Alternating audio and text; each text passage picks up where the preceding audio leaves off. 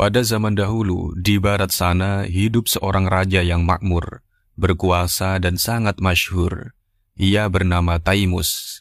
Ia mempunyai seorang putri bernama Zulaikha, yang lebih dicintainya ketimbang siapapun di dunia. Zulaikha adalah bintang yang paling cantik pada cakrawalanya, permata yang paling gemerlap dalam kekayaannya. Menangkap kecantikannya saja dalam ucapan dan tulisan seakan mustahil.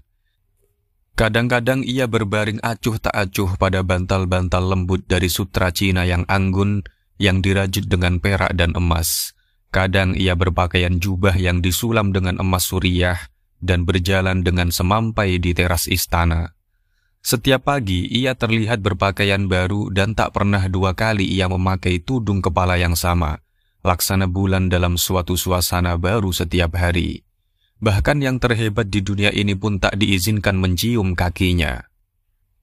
Adalah suatu kehormatan yang sangat khusus bagi pakaiannya, karena hanya pakaian malamnya yang menikmati hak istimewa memeluk tubuhnya. Semua di sekitarnya terlihat begitu indah mempesona, seindah ramping dan tegapnya pohon cemara. Wajah-wajah polos dan kekanak-kanaan menantinya siang dan malam hanya untuk melayaninya bermain bersama. Tak pernah hatinya tertekan oleh kesedihan yang paling kecil sekalipun. Tak pernah ada duri yang sampai menggores kakinya. Tak pernah ia jatuh cinta. Tak pernah pula ia menjadi kekasih seseorang. Ia tak peduli akan nafsu seperti itu. Di malam hari ia tidur bagai bunga bakung yang berendam di air. Dan di pagi hari ia membuka mata bagaikan kuncup yang tertawa, sambil bermain dengan boneka kecilnya di halaman istana. Ia melewati waktunya dalam bermain dan tertawa. Sedikit menebak permainan yang akan dipermainkan langit dengannya, ia menjalani hidupnya dalam kegembiraan. Dengan hati yang bebas, tak pernah ia bertanya apa yang akan dibawa hari esok dan apa yang akan dilahirkan oleh malam berikutnya. Pada suatu malam yang manis bagaikan fajar kehidupan yang penuh dengan kegembiraan orang muda, dalam istana itu, kehidupan yang sibuk telah menarik kakinya ke dalam jubahnya, dan tak ada sesuatu yang bergerak melainkan hanya bintang-bintang. Dan yang membuka matanya, malam layaknya pencuri, yang merampok segalanya dari para pengawal. Anjing-anjing melilitkan ekor ke lehernya, seakan ingin melengkingkan setiap lolongnya.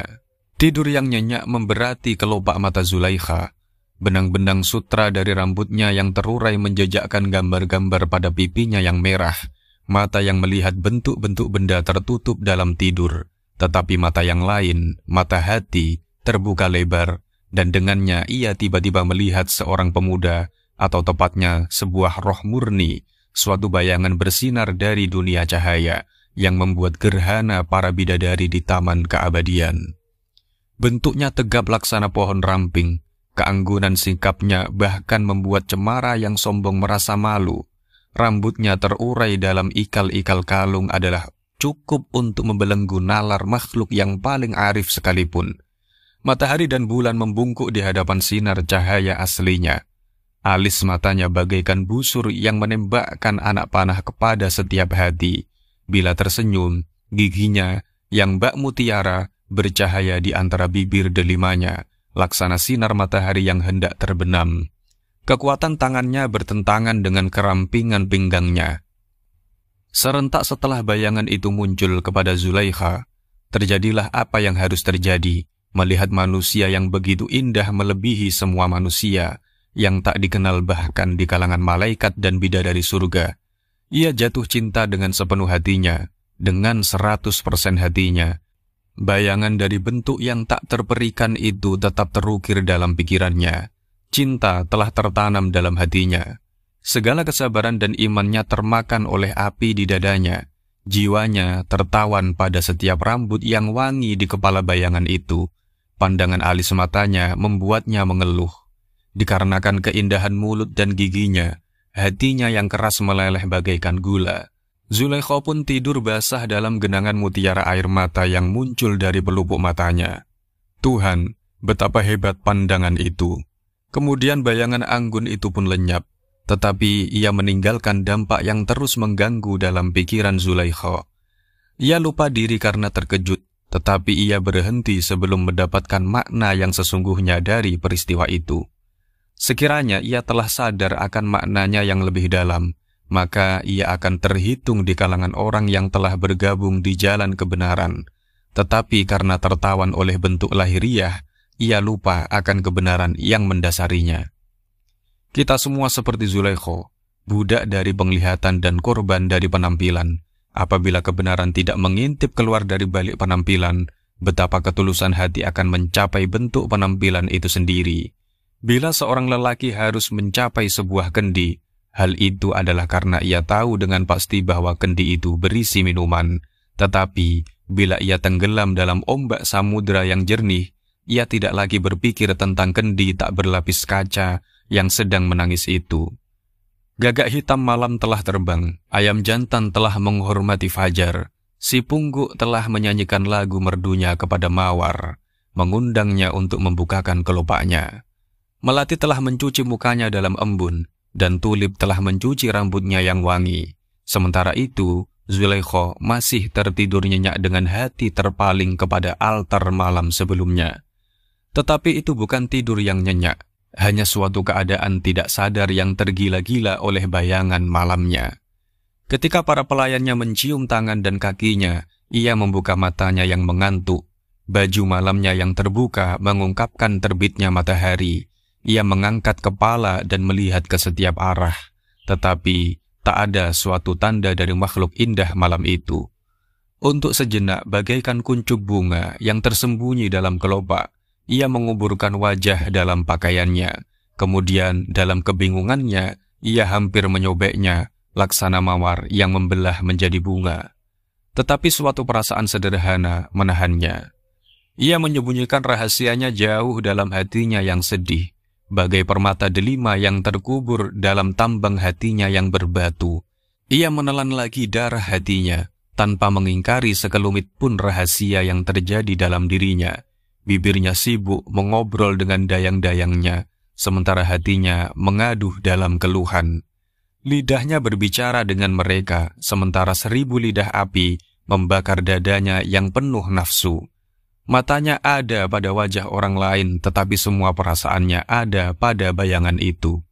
Kendali hatinya berada di tangannya, tetapi di manakah hatinya? Ia ada di tempat si pemikat hati itu berada. Setiap hati yang tertangkap dalam taring cinta akan dilumpuhkan seperti itu. Seluruh hasratnya terpusat pada si sahabat. Di antara orang lain tak ada kedamaian yang dapat diperoleh. Apabila ada kata-kata yang diucapkan, adalah itu tertuju kepada si kekasih. Apapun tampak sebagai tujuannya, si kekasihlah yang dicari. Beribu kali jiwa Zulaikha bagai hendak terbang hingga akhirnya hari yang pedih itu menyerah kepada malam. Maka akhirnya datang juga sang malam, sahabat terpercaya oleh semua pecinta, melicinkan jalan bagi perburuan cinta. Para pecinta lebih menyukai malam daripada siang, karena malam menyingkapkan tirai-tirai rahasia yang disembunyikan oleh siang. Maka ketika gelap malam tiba, Zulaikha memalingkan wajahnya ke dinding kesedihan, dengan punggungnya terbungkuk bagai kecapi, lalu menyenandungkan melodi duka. Ia membayangkan si kekasih, dan menyebarkan permata di sekitarnya dari bibir maupun matanya. "Wahai permata suci," katanya, "dari tambang manakah engkau berasal? Kau telah membawa pergi hatiku tanpa mengatakan kepadaku siapa namamu ataupun dari mana asalmu, dan aku tak mengetahui kemana akan bertanya. Aku tidak menghendaki siapapun tertimpa cinta seperti ini. Aku tidak memiliki hati dan tidak pula memiliki hasrat hatiku sendiri. Bayanganmu telah muncul padaku dan merampas tidurku.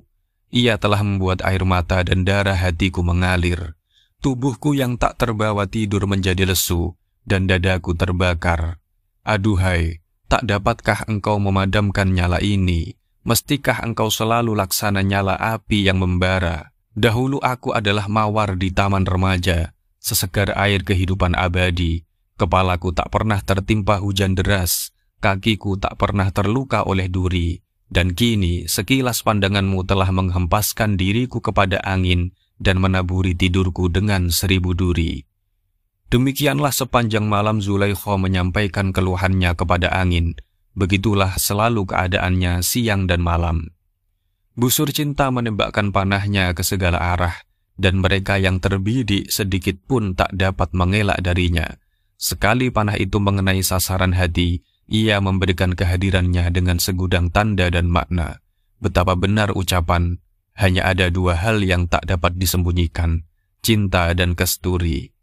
Dengan menyimpan cinta, Zulaikha telah menanamkan benih kesedihan dalam hatinya, merambat dan tumbuh ke permukaan dalam pandangan, meskipun dia tidak menghendakinya. Terkadang ia menangis, dan setiap tetes air mata yang jatuh dari kelupuk matanya mengungkapkan rahasianya. Kadang itu merupakan keluh kesahnya yang timbul dari hatinya yang menyala laksana asap di langit. Pipinya dahulu merah mawar, sekarang bagaikan tulip kuning karena ia kurang makan dan tidur. Tanda-tanda itu terlihat oleh dayang-dayangnya, dan kecemasan nampak di wajah mereka. Tetapi mereka tak dapat menemukan apa atau siapa yang menjadi penyebab keadaannya yang gelisah tersebut. Salah seorang di antara mereka mengatakan bahwa hal itu disebabkan oleh mata jahat, yang lain mengatakan ia terkena sihir atau godaan setan dan iblis. Namun sebagian lain yakin bahwa ia terkena tanda pikatan cinta, dan karena Zulaikha tak pernah melihat seorang laki-laki dalam kehidupannya, mereka berpikir bahwa bencana ini tentulah akibat mimpi. Tetapi semua ini hanyalah dugaan belaka, sementara rahasia itu tetap tak terpecahkan. Zulaikha mempunyai seorang ibu inang yang sangat mahir dalam urusan cinta. Ia adalah seorang yang cakap, yang dapat menaklukkan hati pecinta yang paling handal sekalipun. Pada suatu sore, ia datang kepada Zulaikha, mencium bumi di hadapannya, dan mengingatkannya akan segala baktinya selama ini, siang dan malam, sejak saat ia dilahirkan dan sepanjang masa kanak-kanaknya. Zulaikha, bukankah sekarang masih seperti dahulu? Aku masih pelayanmu yang setia. Mengapa engkau menyimpan rahasia dariku dan memperlakukanku sebagai orang asing? Katakan kepadaku siapakah yang memasukkanmu ke dalam keadaan semacam ini? Mengapa engkau berada dalam kebingungan dan kepedihan? Mengapa pipimu yang merah mawar sekarang menjadi kuning pucat? Mengapa matahari lesu seperti bulan dan hendak terbenam di tengah hari? Tetapi aku dapat melihat dengan pasti bahwa suatu bulan lain menyerangmu. Katakanlah dengan jelas kepadaku siapakah dia. Apabila ia malaikat dari langit yang hakikatnya terbuat dari cahaya yang suci, aku akan memanggilnya dengan puji-pujian dan doa untuk turun. Apabila ia putra-putri dari hutan dan gunung, maka kita akan memanggilnya dengan mantra-mantra, dan apabila ia hanya seorang manusia, engkau akan segera beroleh kesenangan darinya. Sekalipun bila ia tak ingin bersatu denganmu, engkau akan menjadi kekasihnya, bukan budaknya.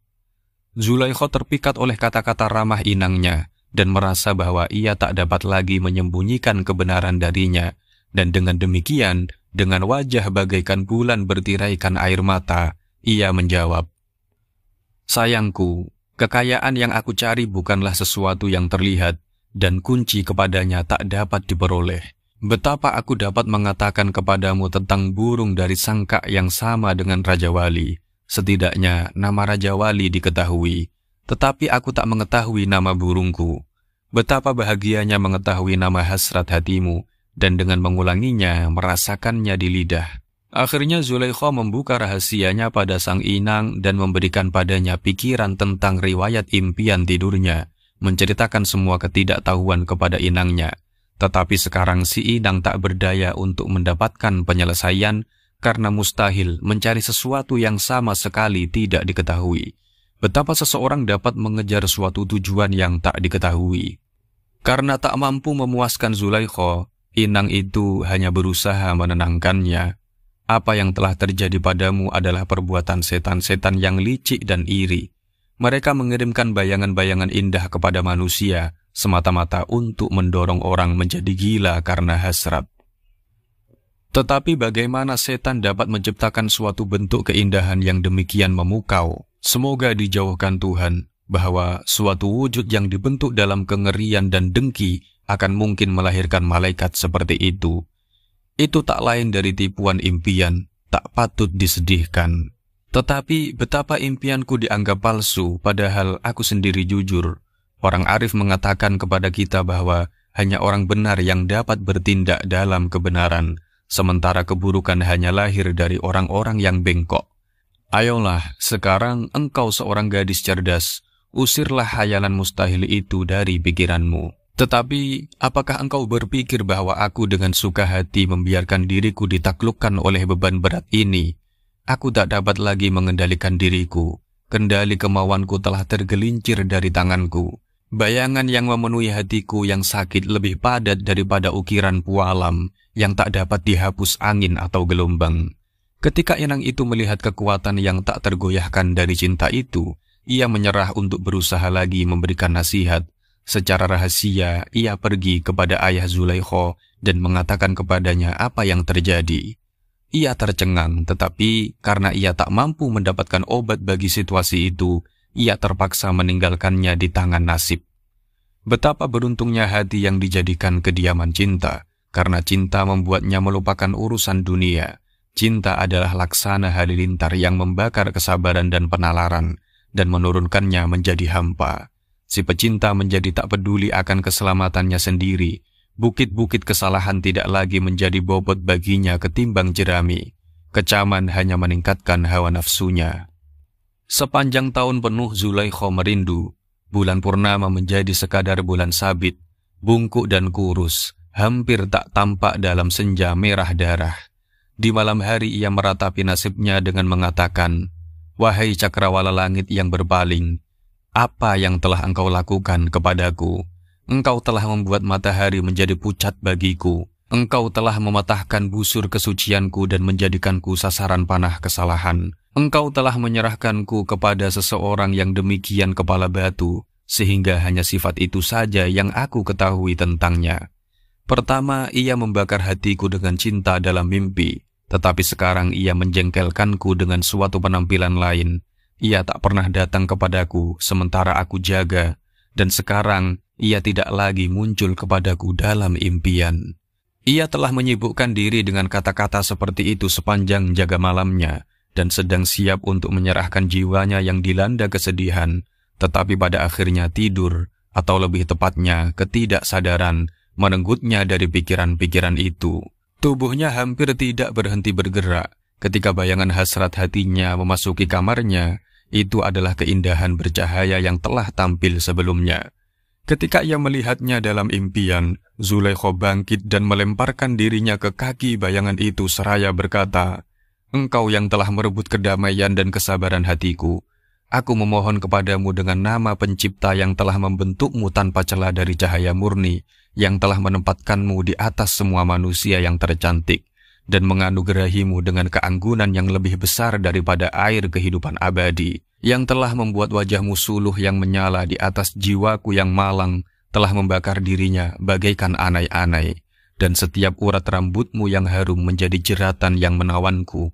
Aku memohon kepadamu atas namanya untuk menaruh belas kasihan kepadaku, si melarat malang yang hatinya sendiri telah direnggut.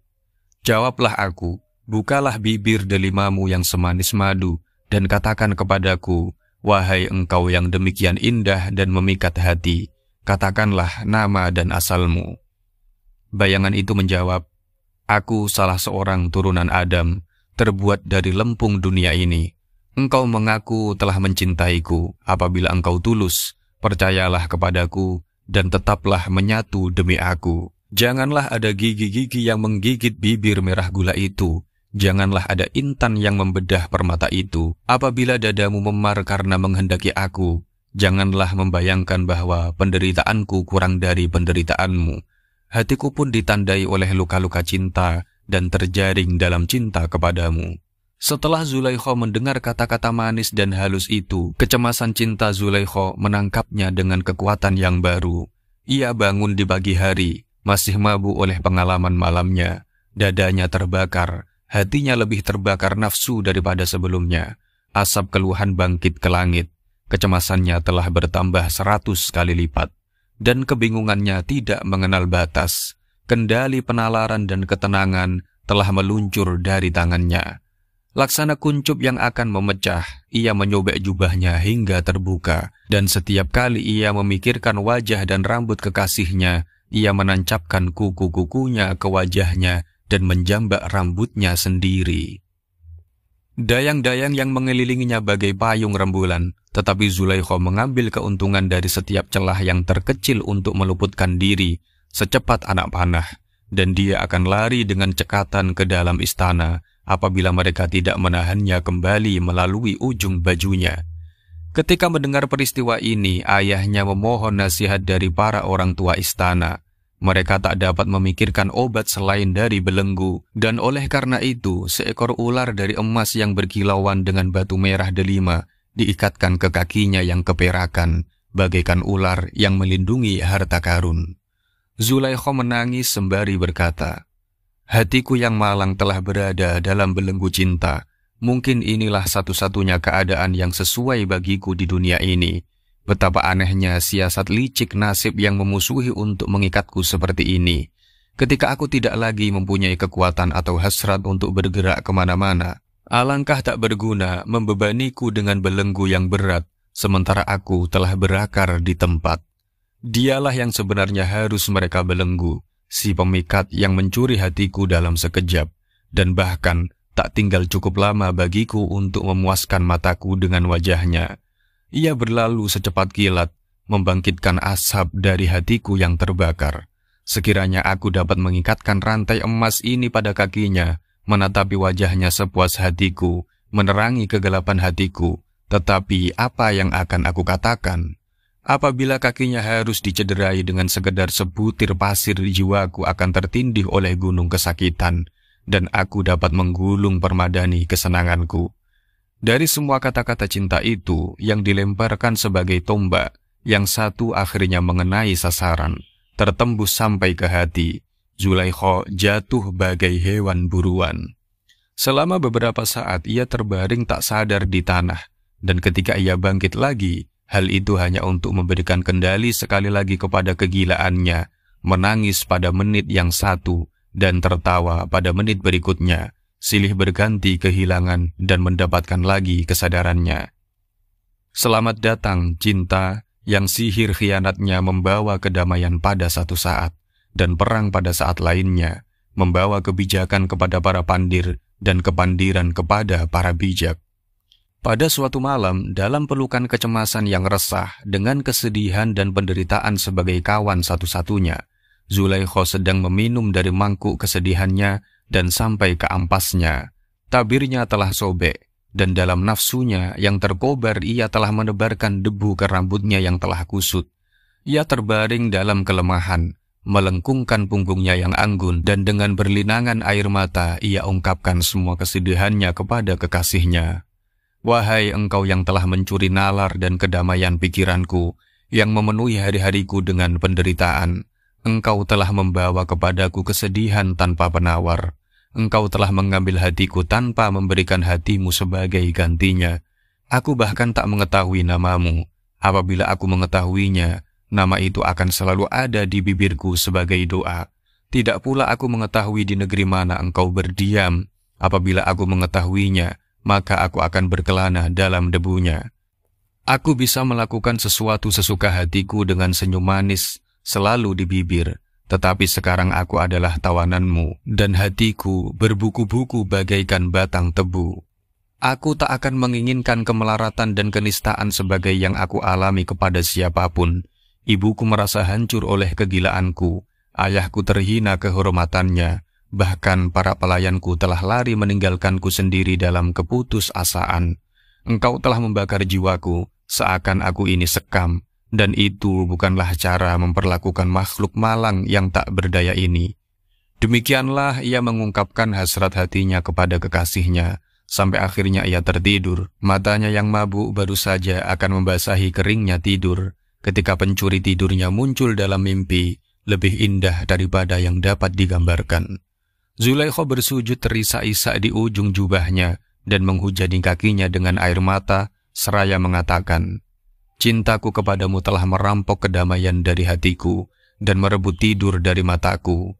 Aku memohon kepadamu, dalam nama wujud suci yang menciptakanmu demikian sucinya, dan menempatkanmu di atas yang terindah di dunia ini, dan di dunia yang akan datang. Hentikanlah kecemasanku, sebutkan kepadaku nama dan di mana engkau tinggal." Apabila hanya itu yang engkau inginkan, jawabnya, aku adalah wazir agung, dan Mesir adalah kediamanku. Aku merupakan salah seorang kesayangan Raja Mesir, dan pangkatku yang tinggi memberi hak kepadaku atas segala kemewahan dan kejayaan negeri Mesir. Seakan-akan ia telah kembali hidup lagi setelah mati 100 tahun. Kata-kata itu adalah laksana minuman manis yang memulihkan kekuatan ketubuh Zulaikha. Kesabaran kepada jiwanya dan penalaran kepada akalnya, ia telah pergi tidur seperti orang gila. Berkat impian bahagia ini, ia bangun dalam keadaan sehat sebagaimana sedia kala. Dengan memanggil para pengikutnya yang bertebaran, ia mengatakan kepada mereka berita gembira. Engkau yang telah ikut menanggung penderitaanku, sekarang pergilah kepada ayahku dan katakan kepadanya berita bahagia yang akan meringankan kesedihan yang telah membakar hatinya. Aku telah sehat kembali, dan air sungai yang menjadi kering sekarang telah mengalir lagi. Segeralah singkirkan rantai yang membelenggu kakiku ini, karena tak ada alasan lagi untuk takut akan kegilaanku. Biarlah ayahku sendiri yang membuka belenggu rantai ini.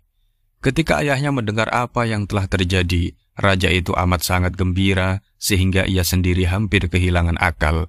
Ia berlari kepada cemara ramping itu, membuka geraham ular emas itu, dan membebaskan Zulaikha yang berdada perak dari rantai emas itu. Dayang-dayangnya membungkuk di hadapannya dan menempatkannya pada mahligai emas. Mereka memberikan kepadanya sebuah bantal mewah untuk sandaran, dan menghiasi keningnya dengan mahkota mulia.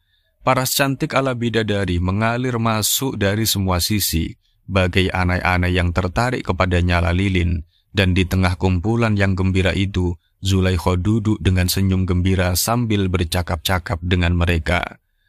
Ia menempa suatu percakapan tentang berbagai kota dan negeri di dunia, Yunani, Suriah, dan seterusnya, dan menyebut nama Mesir yang semanis madu di bibirnya. Akhirnya setelah menyebutkan berbagai orang Mesir, ia membawa cerita itu sampai ke sisi wazir agung. Ketika ia mengucapkan nama itu, ia merasa akan pingsan. Air matanya mengalir dan keluhannya yang merdu bangkit ke langit. Dengan cara itu, ia melewati malam-malam dan siangnya, berbicara tentang sahabat itu dan negerinya. Inilah satu-satunya pokok pembicaraan yang disukainya. Selain itu, tak ada yang hendak dikatakannya.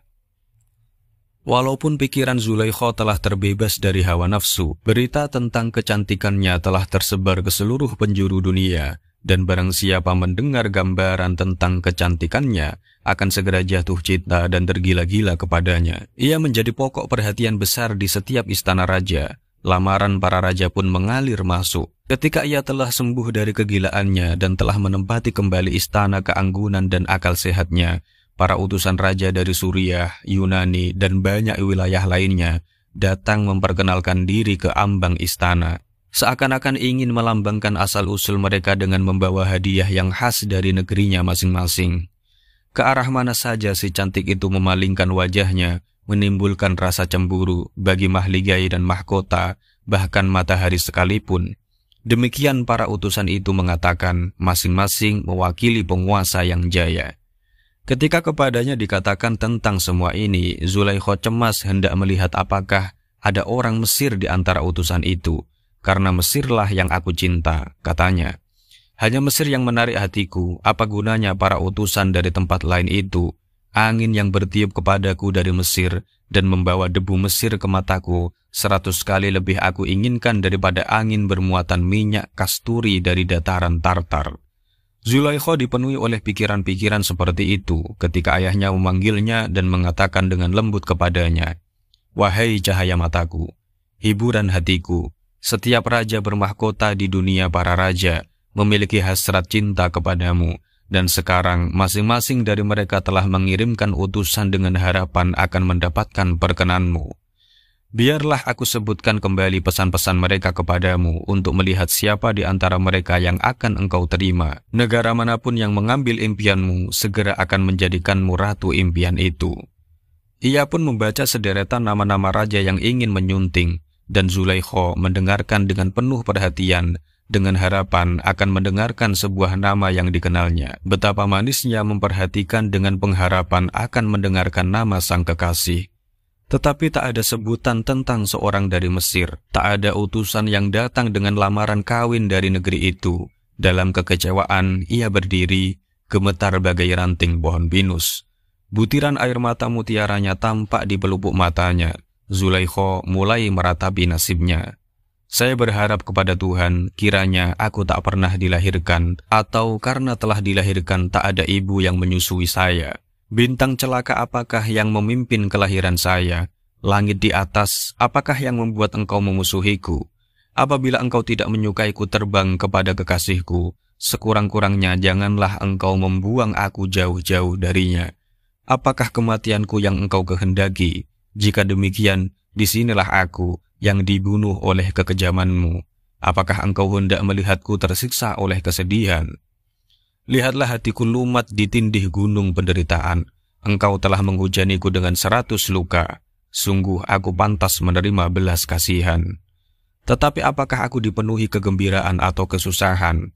Apakah artinya bagimu? Apabila hidup ini pahit atau manis bagiku, apakah artinya bagimu? Apakah bedanya hidup atau matiku bagimu? Apa pedulimu? Apabila angin menyapu semua gudang panenku, bagimu ratusan panen tak lebih dari sebutir gandum. Engkau telah melemparkan ribuan mawar segar kepada angin gurun untuk layu dalam napasnya. Maka, mengapakah engkau seakan berhenti padaku? Apakah aku berbeda dengan yang lainnya? Menyadari hasratnya yang tak terpadamkan, ayah Zulaikha harus membubarkan semua utusan itu dengan memberikan kepada mereka jubah-jubah kehormatan dan menyampaikan alasan-alasan kepada mereka bahwa ia telah terikat oleh suatu janji yang mahal kepada Wazir Agung Mesir. Para utusan itu pun pulang dengan kecewa, dengan tidak membawa apa-apa, kecuali udara kosong dalam genggamannya. Zulaikha terluka dalam sekali, keputusasaan terus menumpukkan luka. Melihat cintanya yang luar biasa kepada Wazir Agung Mesir, ayahnya memutuskan bahwa satu-satunya obat bagi sakitnya ialah mengirim utusan ke Mesir demi usaha untuk mempersatukan antara putrinya dengan wazir itu. Untuk tujuan itu, ia menunjuk seorang kesayangannya yang terkenal karena kebijakannya. Dimulai dengan kata-kata pujian, kemudian ia menyerahkan hadiah-hadiah yang tak terhitung banyaknya untuk disampaikan kepada wazir itu, dan memerintahkan kepadanya untuk menyampaikan pesan berikut. Hormatku kepada orang yang setiap hari langit menganugerahinya kenikmatan yang berlimpah, yang debu-debu kekayaannya telah dicium oleh keberuntungan. Suatu matahari telah terbit bagiku dalam tanda kesucian, yang kecantikannya telah membuat bulan sendiri menyala. Aku berbicara tentang putriku yang lebih suci dari mutiara yang tersimpan dalam kerang, dan lebih bersinar dari bintang yang berkelip. Selain cerminnya, tak ada yang pernah melihat wajahnya, kecuali hanya sisirnya. Tak ada yang telah menyapu rambutnya. Namun meskipun ia telah berada dengan cermat di balik tabir kesuciannya, kecantikannya yang masyhur telah melintas di dunia. Setiap raja dari timur ke barat terlanda cinta kepadanya dan telah meminum darah hatinya karenanya. Tetapi tak satu pun dari mereka yang menarik hatinya. Ia hanya memikirkan Mesir. Air matanya seperti sungai Nil membasahi jalan yang menuju ke sana. Aku tak tahu penyebab keterpikatannya kepada Mesir.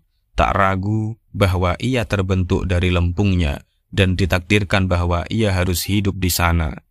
Oleh karena itu, apabila Yang Mulia menyukai, kami akan mengirimkannya ke negerimu, dan apabila kecantikannya tidak pantas menempati kehormatan istanamu, maka setidaknya izinkanlah ia menyapu lantainya sebagaimana layaknya seorang budak yang sederhana. Ketika wazir mendengar pesan itu, ia amat merasa tersanjung. Dengan membungkuk rendah ia menjawab, "Siapakah aku? Maka aku akan berani menabur dalam hatiku benih pikiran seperti itu. Tapi karena Paduka telah merendah untuk mengangkatku dari debu, maka patutlah aku mengangkat kepalaku ke langit. Aku bagaikan tanah gesang yang tiba-tiba dibasahi dari atas dengan awan musim nikmat oleh Yang Mulia. Sekalipun aku mempunyai 100 lidah, tak dapat aku berterima kasih dengan cukupnya kepada Sang Raja. Kewajibanku yang pertama adalah harus bergegas untuk memberikan kehormatan kepadanya. Tetapi alangkah sayangnya, semua waktuku telah diambil oleh tugasku kepada istana raja. Tambang kebijaksanaan itu, aku khawatir dengan ketidakhadiranku untuk waktu singkat pun, aku akan terserang oleh pedang kuat kekuasaannya.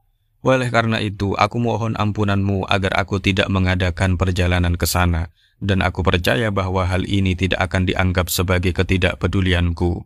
Dengan izin raja, aku akan berusaha melaksanakan kewajibanku kepadanya dengan mengirimkan suatu kafilah 200 tanduk emas yang disertai oleh 1000 pemuda dengan gadis cantik yang seluruhnya dikawal oleh laki-laki berakal dan berwawasan. Semua ini akan mengantarkan pengantinku ke istana menakjubkan yang telah disediakan. Setelah mendengar kata-kata itu, utusan yang bijaksana itu membungkukkan badannya sampai ke tanah seraya berkata, Tuhan Maha Mulia, yang 100 kali membawa kemuliaan ke negeri Mesir dan kehidupan baru yang segar ke lapangan kemurahan. Rajaku tidak memerlukan kemewahan dan upacara dari pengiring, karena ia tidak berkurang suatu apa dari yang engkau sebutkan. Budak-budaknya, laki-laki dan perempuan, tak terhitung jumlahnya. Permata yang berkilauan miliknya lebih banyak dari pasir di gurun. Satu-satunya hasrat ialah penerimaanmu. Berbahagialah orang yang mampu menyenangkanmu. Karena buah yang ia tawarkan dapat diterima di mejamu, ia tidak akan menunda pengirimannya kepadamu. Duta yang bijaksana itu segera pulang dari Mesir. Ia telah menghancurkan belenggu yang mengikat jiwa Zulaikha. Ketika mendengar berita tersebut, hatinya digosongkan dan diisi dengan sang wazir tercinta. Mawar kebahagiaannya mulai berkuncup dan raja wali keberuntungannya membumbung. Suatu mimpi telah menjadikannya tawanan dan sebuah bayangan membebaskannya. Demikianlah cara dunia. Semua kegembiraan dan semua kesusahan sama-sama hanya hasil dari mimpi dan khayalan. Berbahagialah orang yang dapat mengabaikan hal-hal seperti itu dan lari terhindar tanpa cedera dari pusaran airnya. Melihat kegembiraan Zulaikha, ayahnya mulai mempersiapkan iring-iringan pengantin itu. Ia mengumpulkan 1000 budak perempuan yang anggun, berpipi merah mawar, boneka-boneka dengan dada berkuncup dari Yunani dan Rusia, dengan alis hitam bak kasturi, serta warna mereka yang meskipun tanpa pewarna, sama segarnya dengan bunga-bunga pagi. Ada pula 1000 pelayan yang tak berjanggut, para pemikat hati, dan perayu dengan pandangan mata nakalnya yang menggoda. Mawar merah mereka ditenggerkan di atas rambut harum yang terurai, yang akan menawan 100 hati kemana saja mereka pergi. Kemudian ada 1000 ekor kuda perang tanpa celah, sama gairah dan patuhnya, lebih cepat dari bola yang dipukul oleh tongkat. Gerakan mereka sama halusnya dengan air yang mengalir di atas rerumputan. Bayangan cambuk saja pun cukup untuk membuatnya melompat dari muka bumi. Yang terakhir adalah rombongan 1000 unta yang megah dengan tubuh kuat bagaikan gunung, namun menyaingi angin dalam kecepatan kakinya. Mereka khidmat bagaikan pertapa, dengan sabar menanggung bebannya seperti para wali. Dengan penuh keyakinan kepada Tuhan, mereka telah menyeberangi 100 gurun. Muatan mereka terdiri dari barang-barang berharga, masing-masing adalah berupa upeti. Bagi Zulaikha sendiri, sebuah tandu telah disiapkan satu ruangan pengantin yang meyakinkan, dibentuk dari kayu gaharu dan cendana. Tirainya disulami dengan emas dan atapnya dilapisi intan permata. Hubungannya yang keemasan berkilau laksana matahari, baik di dalam maupun di luar, merupakan kumpulan emas dan mutiara, dengan umbai-umbai brokat yang merupakan keajaiban corak dan rancangan. Disitulah Zulaikha ditempatkan dengan 1000 kata-kata halus. Pawai khidmat itu berangkat menuju Mesir, dipikul oleh para pemikul yang berkaki lincah. Ia maju bagaikan kuncup berayun pada bayu musim semi, seakan musim semi sedang berpindah dari satu negeri ke negeri lainnya. Demikianlah tahap demi tahap mereka maju ke Mesir. Segera setelah mereka hampir mencapai tujuan, seorang penunggang disuruh memacu kudanya untuk memberitahukan kedatangan mereka kepada sang wazir. Zulaikha merasa puas dengan nasibnya ketika ia memikirkan bahwa perjalanan itu akan segera berakhir. Di malam kesedihannya, fajar sedang mendekati, dan sedihnya perpisahan akan segera berakhir. Ia tidak menduga betapa gelap malam yang masih akan dilewatinya, dan masih berapa lama perjalanannya sampai ke fajar. Nasib adalah perayu tua yang licik, ahli dalam tipu daya untuk menyiksa manusia yang malang. Mula-mula ia menawan dada si pecinta dengan jalan harapan, tetapi akhirnya ia mengikatnya dalam belenggu keputusasaan. Dari jauh ia menunjukkannya sebagai buah dari hasratnya, kemudian ia menjatuhkannya dengan kenyataan yang lebih pahit.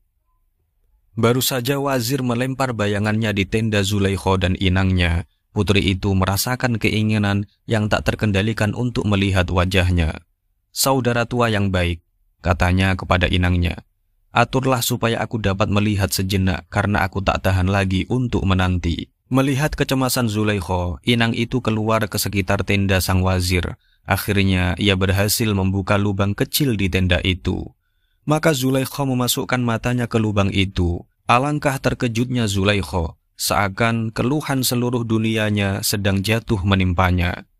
"Ia bukanlah yang aku lihat dalam mimpiku, bukan laki-laki yang aku cari, dan bukan penyebab kesengsaraanku yang amat besar. Bukan pula laki-laki yang telah merampok segala pikiran nalarku dan menyerahkan kendali hatiku kepada kegilaan. Ia bukan laki-laki yang mengatakan rahasianya kepadaku dan yang telah menyembuhkanku. Sayang sekali aku dilahirkan di bawah bintang jahat. Aku menanam kurma tetapi hanya menghasilkan duri. Aku menabur benih cinta dan ia tidak memberikan hasil selain penderitaan. Aku menderita kesulitan luar biasa untuk mendapatkan sesuatu kekayaan dan berakhir dengan menghadapi seekor naga." Demikianlah ia berkeluh kesah hingga jatuh malam dengan air mata mutiara di pelupuk matanya. Dengan mengaduh dan patah hati, ia menggosokkan debu ke wajahnya, hingga akhirnya burung belas kasih ilahi menumbuhkan sayapnya. Malaikat kerahasiaan berkata kepadanya, "Bangkitlah wahai gadis malang, petakamu akan berlalu. Wazir itu mungkin bukan hasrat hatimu, tetapi tanpa si wazir itu, engkau tak akan pernah mencapainya. Karena wazir itulah engkau akan mencapai tujuanmu, dan akhirnya menatap keindahan sahabatmu itu.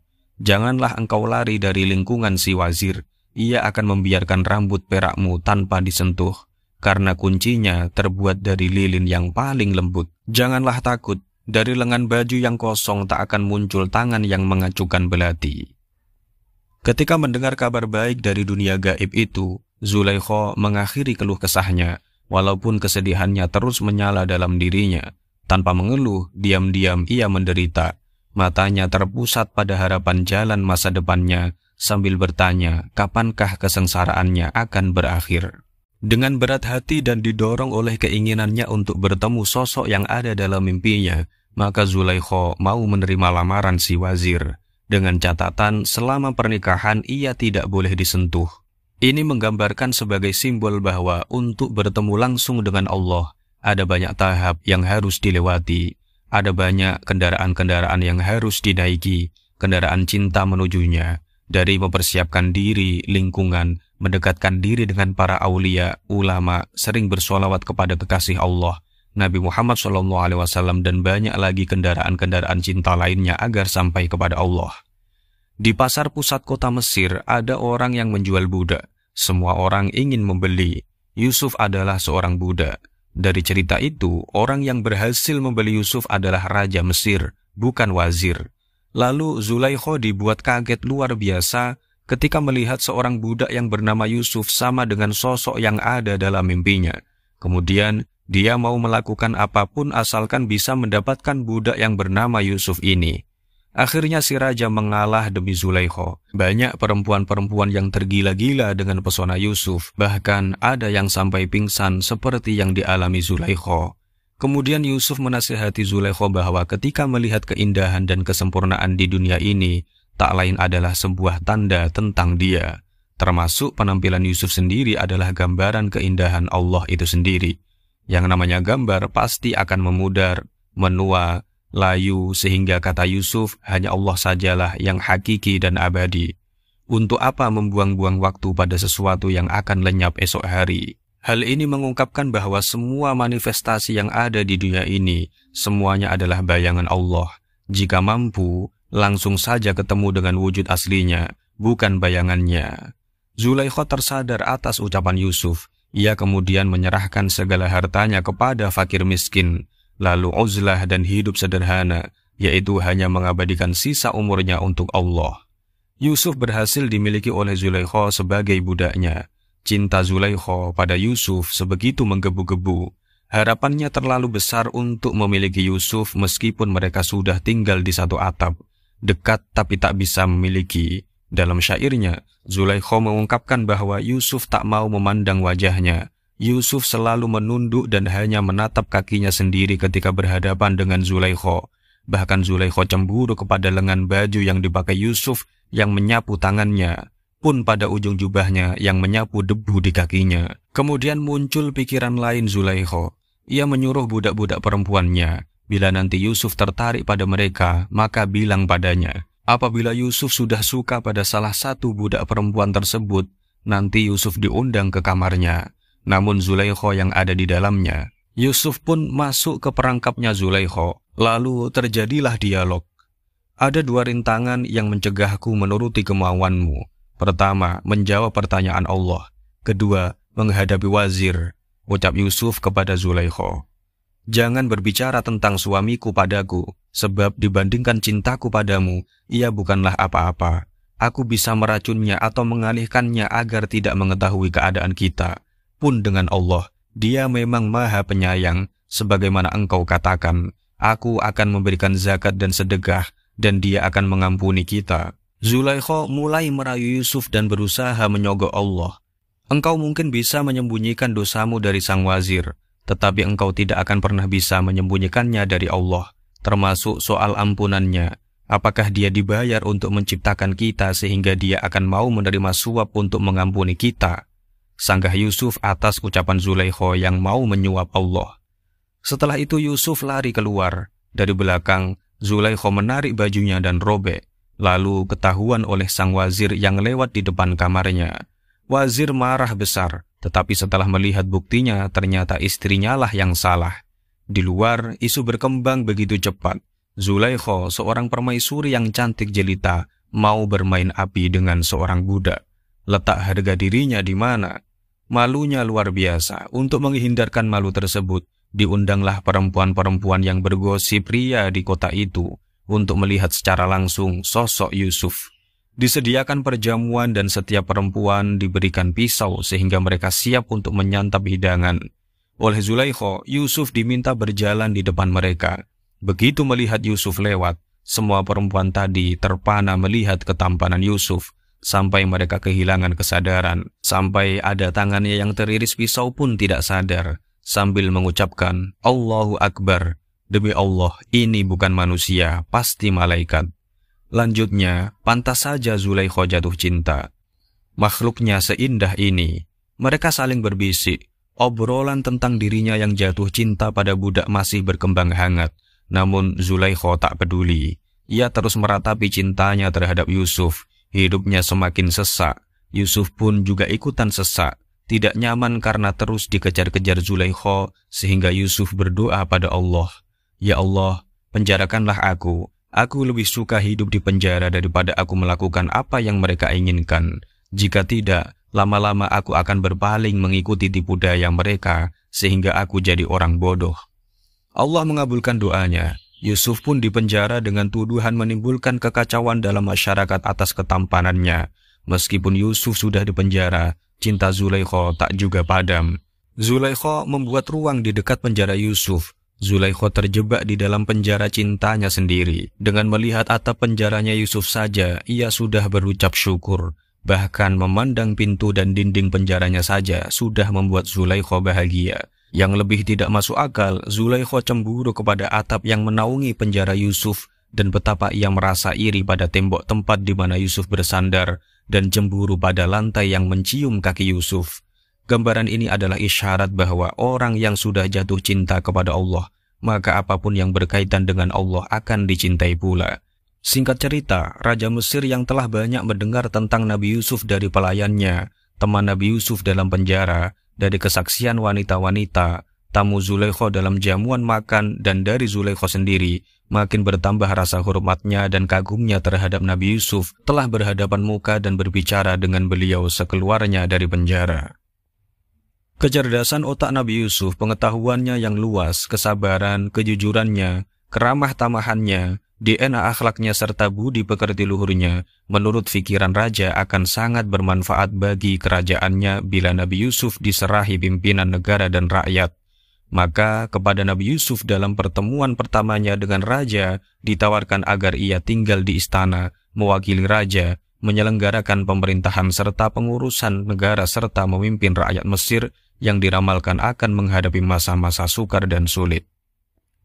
Yusuf pun berhasil menjadi wazir agung di Mesir. Di lain pihak, Zulaikha tidak lagi menjadi istri wazir dan hartanya habis untuk mencari Yusuf ke sana kemari hingga ia miskin, kurus dan jelek. Suatu hari, Zulaikha berdiri di pinggir jalan dan Yusuf lewat lalu mereka saling sapa. Meskipun Yusuf sempat tidak mengenali Zulaikha, Yusuf mendapat isyarat dari Allah di mana Allah belum mengambil Zulaikha sebab dalam dirinya terkandung cinta kepada orang yang juga dicintai Allah. Atas dasar itu Allah menjadikan Zulaikha muda kembali dan mengizinkan mereka berdua menikah. Disaksikan oleh malaikat, mereka dinikahkan langsung oleh Allah. Mereka punya banyak anak dan hidup bahagia. Sampai waktunya Yusuf pun meninggal duluan dari Zulaikha. Atas kepergian suami terkasihnya, Zulaikha kembali meratap. Ia lari ke makam Yusuf. Wahai di manakah engkau kini? Yusuf penyayang orang-orang menderita. Kini engkau bersembunyi jauh di bawah akar sebatang pohon mawar, sementara aku berada di atas ranting-rantingnya yang menjulang tinggi.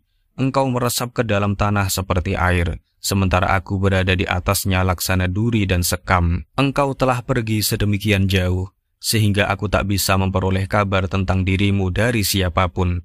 Kehilangan dirimu telah menyulut api dalam diriku, sehingga asapnya membuat setiap orang menangis. Aku tak sanggup hidup tanpa dirimu. Ini kata terakhir yang diucapkan Zulaikha. Kemudian ia meninggal di atas makam Yusuf. Teman-teman Zulaikha mengangkat dan meratapi nasibnya yang menyedihkan. Meratapinya sebagaimana Zulaikha telah meratapi Yusuf. Ketika akhirnya ratapan mereka mereda, mereka pun bersiap-siap untuk mengurus penguburannya. Mula-mula mereka memandikannya dalam hujan air mata, sebagaimana daun bunga mawar dimandikan oleh hujan musim semi. Kemudian bagai kuncup melati, ia dibungkus dengan rapi dalam kain kafan hijau. Akhirnya mereka membaringkannya di sisi Yusuf. Tak ada yang pernah demikian bahagia untuk disatukan dalam kematian dengan si kekasih. Betapa bahagianya Zulaikha sebagai pecinta yang dipisahkan sedemikian rupa dari kekasihnya, mati demi menggabungkan jiwanya dengan Yusuf di tempat peristirahatannya yang sendirian. Tak ada orang yang pernah melangkah dengan lebih heroik kepada kematiannya sendiri daripada singa betina ini. Mula-mula ia membuat dirinya menjadi buta terhadap semua yang bukan kekasihnya. Kemudian ia letakkan hidup baginya sendiri. Semoga 1000 rahmat dicurahkan kepadanya, dan semoga mata penglihatannya menjadi terang dengan melihat kekasihnya.